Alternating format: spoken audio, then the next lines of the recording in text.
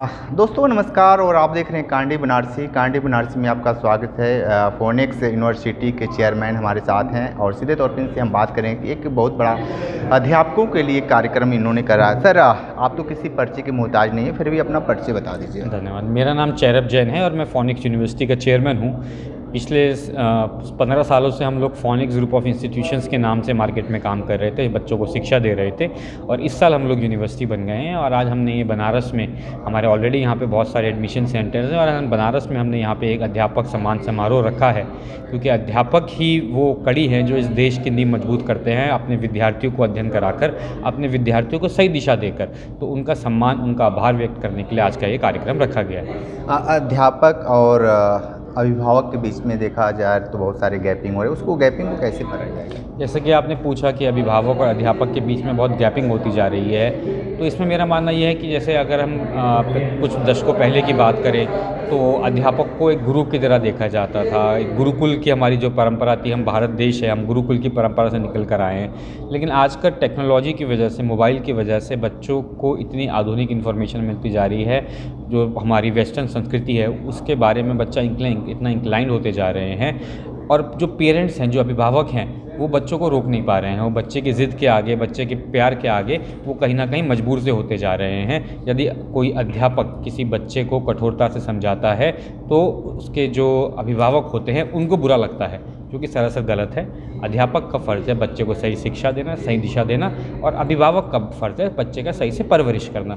यदि दोनों अपने फ़र्ज़ों को सही से समझ जाएंगे तो ये अभिभावक और अध्यापक के बीच की, अगर जो आप कह रहे हैं कोई कड़ी टूट रही है, तो वो कड़ी फिर से जुड़ जाएगी। जिस तरीके से आज जो सम्मान समारोह हो रहा है, कितने अध्यापक और अध्यापिकाएँ हैं? यहाँ पे लगभग आज 100 अध्यापक के करीब हमने आज सम्मान समारोह में हमारे शरीक हुए हैं। सबका बहुत बहुत धन्यवाद। इसके अतिरिक्त हमारे जो आज के मुख्य अतिथि राजेश जी भाई साहब, हमारे विशिष्ट अतिथि दीनदयाल जी भाई साहब, और हमारे विशिष्ट अतिथि और एक शर्मा मैडम, उन सबका भी बहुत बहुत धन्यवाद कि उन्होंने अपने कीमती समय में से समय निकाला और यहाँ पर आकर हमें अपना आशीर्वाद दिया। छात्रों के लिए जो एडमिशन लेना हो तो उन छात्रों के लिए क्या है विशेष, खासकर बनारस के इर्द गिर्द, और ख़ासकर आज के परिवेश में शहरी क्षेत्र के तो लोग बहुत काफ़ी जागरूक हैं, लेकिन ग्रामीण क्षेत्र में किस तरीके से आपकी यूनिवर्सिटी काम? देखिए, मैं एक किसी अपनी यूनिवर्सिटी के बारे में क्या, मैं जो भी विद्यार्थी आगे पढ़ने के लिए जाना चाहते हैं, चाहे वो टेक्निकल कोर्स में हो, चाहे मैनेजमेंट कोर्स में हो, उन सबको यही दिशा देना चाहूँगा कि आप कहीं भी जाइए। मैं ये नहीं कह रहा आप हमारे यहाँ ही आइए, आप किसी भी यूनिवर्सिटी में, किसी भी कॉलेज में यदि एडमिशन लेने जा रहे हैं, पहले उसके बारे में ढंग से जान लीजिए। ढंग से जानने का मतलब केवल ये नहीं है, क्योंकि ज़्यादातर विद्यार्थी क्या करते हैं, केवल प्लेसमेंट पूछते हैं और कॉलेज वो फर्जी बता देते हैं। आप उस कॉलेज का या उस यूनिवर्सिटी का करिकुलम देखिए, उस करिकुलम में क्या पढ़ाई हो रही है, अगर स्पेशलाइजेशन की बात हो रही है तो किस किस कंपनी से टाइप्स हैं। यदि आप इन सब मानकों पे कोई यूनिवर्सिटी या कॉलेज खरी उतरती है, तभी आप उसमें एडमिशन लीजिए। और मेरा भरोसा है कि जिस भी मानक पे आप हमारी परीक्षा लेने चाहेंगे, हम हर कसौटी पे खरे उतरेंगे।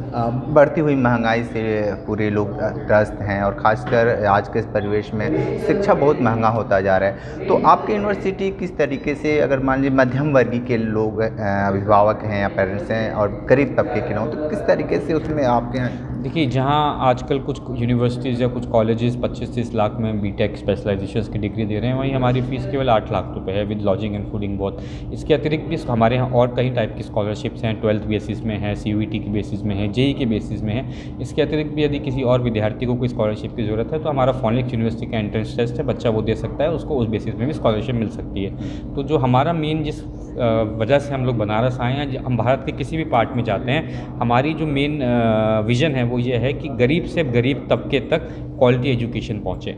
जब तक गरीब से गरीब तबके का उद्धार नहीं होगा भारत में, तब तक भारत उस तरह से प्रगति की राह पर नहीं बढ़ पाएगा जिस स्पीड पर बढ़ना चाहिए। तो कहीं ना कहीं भारत की प्रगति को देखते हुए हमारा उद्देश्य यही है कि हम गरीब से गरीब तबके तक उच्च शिक्षा पहुँचा पाएँ।